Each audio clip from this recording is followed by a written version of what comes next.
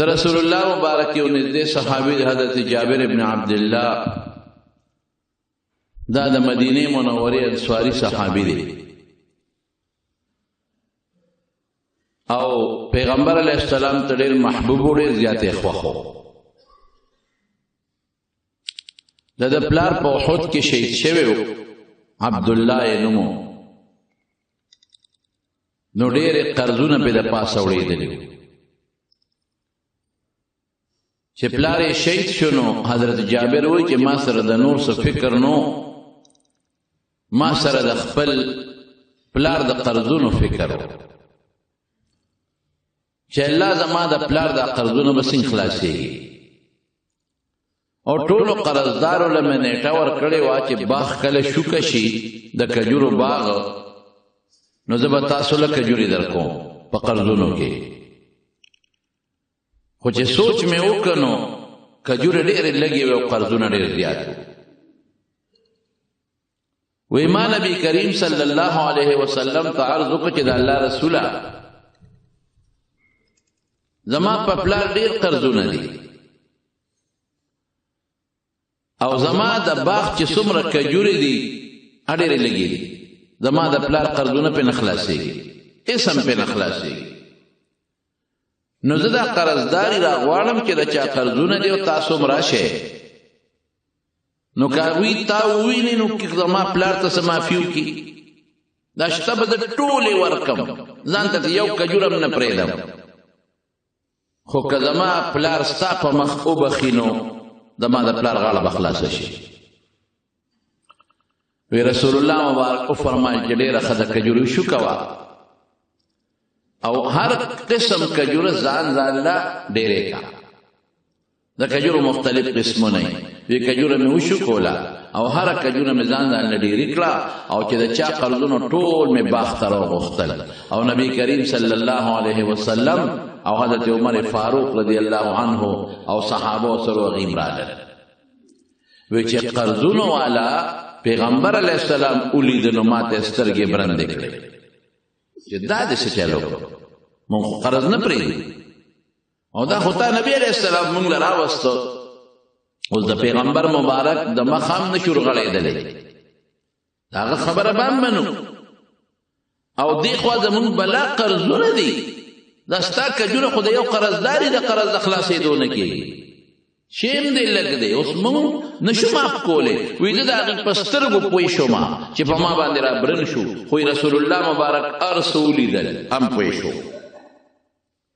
او زما وی چې د ما دا کجورې چې څومره یې دا والی مهرباني وکړې، خو زما پلار ته چې څومره قرضونه یې زما پلار وبخې، پلار مې په احد کې شهید شوی او پلار یې څنګه شهید شوی و، دا مې عجیبه واقع ده. د پلار بوډا رسول الله مبارک په مدینه منوره کې د زنانو سره پرېښود چې ته بوډا او ته کمزورې، ته جنګ نشې کولی، نو ته مهرباني وکړه د زنانو سره ایثار شه. وی ښه. خو چې کله په احد کې میدان ګرم شو او د رسول الله مبارک غاښونه پکې شهیدان شو،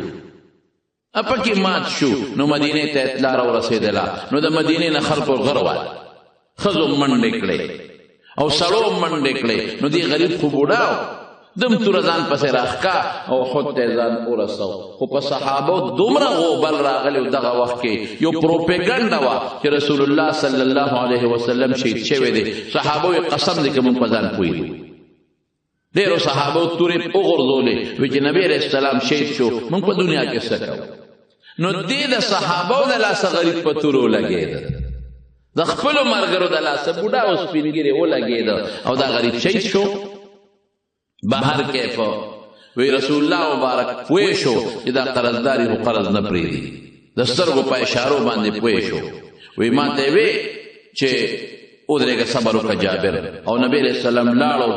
څومره کجورې په هغې کې چکر ولګاو، چکر یې ولګاو او چې کم پکې غټ ډېرې و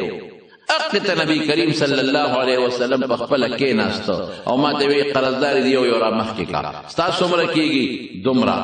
ولا به ورکولې، بل را مخکې کا ستا څومره کېږي دومره، هغه له خپل قرض ورکاو. بل به را مخکې کو ستا څومره کېږي دومره هغه خپل قرض خلاص کو او ما ته وی چې زه در نظم او د دې ډېرې ته کښېنه او ټولو له خپل قرضونه ورکوه وی یو له به مې قرض ورکو یو مې ورکو وی قسم د الله په ذات چې زما په پلار څومره قرضونه ټول خدای پوره کړل او هغه ډېرې کې یو کجورم کمه نه شوه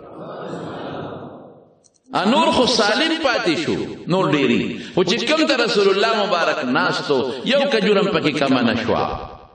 نو وی رالم نبی علیہ السلام مبارک ته مې وویل الله رسوله زما د پلار قرض خدای خلاص کړ او چې کوم ډېري د تاسو ناست وی هغه ډېري کې یو کجوره کمه نه د سالم پاتې شو او باقي خو ټول سالم دي الله رسوله ما وی چې زما ټولې کجورې دې ختمې شي خو چې زما د پلار بوج سپک شي او غاړه خلاصه شي او قرض پې پاتې نه شي وی حضور پاک ما ته وی چې ورشه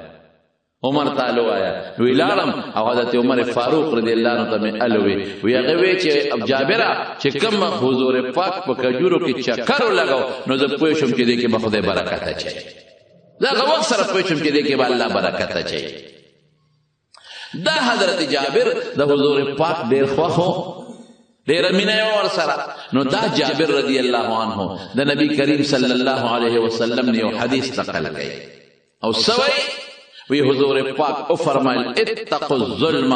اے بندگانو د ظلم نه ځان وساته پام کوي ګور ظلمونه کې ولی ان الظلم ظلمات یوم القیامه چې چا هم په دنیا کې لږ زیاتې او ظلم هم وکړو نو د قیامت په ورځ ګورې دا ظلم ډېرې زیاتې تیارې جوړوي د دې ظلم نه به د قیامت تیارې جوړېږي بس ظلم به نه کوي